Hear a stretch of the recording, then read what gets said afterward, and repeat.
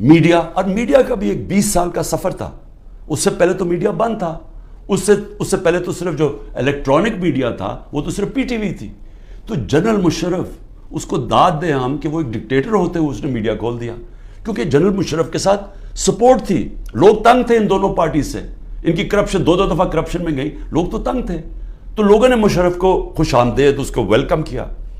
مشرف نے میڈیا کھول دیا، الیکٹرانک میڈیا، اور وہ پھر الیکٹرانک میڈیا نے شعور پیدا کیا پبلک کے اندر.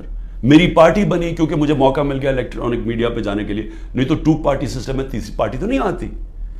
اب وہ سارا جو میڈیا کا ایک پورا ایک سفر طے کر کے یہاں پہنچے تھے وہ زیرو ہو گیا.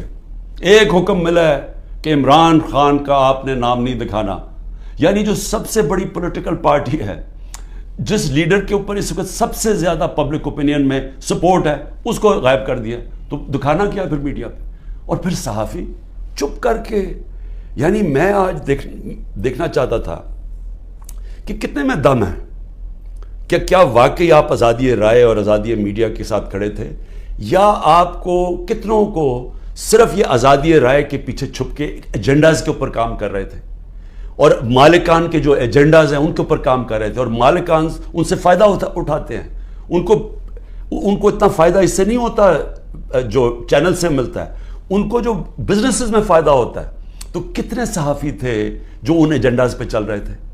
اللہ کا کرم یہ ہے کہ دودھ کا دودھ پانی کا پانی ہو رہا ہے. اس مشکل وقت میں لوگوں کا پتہ چلتا جا رہا ہے، اور میڈیا کی پوری سمجھ آنی شروع ہو گئی ہے کہ میڈیا کدھر کھڑا ہے. اور لوگ سارے سوشل میڈیا پہ چلے گئے ہیں، اور سوشل میڈیا سے اب انفارمیشن لے رہے ہیں، کیونکہ قوم کو تو پتہ چل گیا کہ میڈیا اب سینسر ہو گیا بالکل. اور اس کے بعد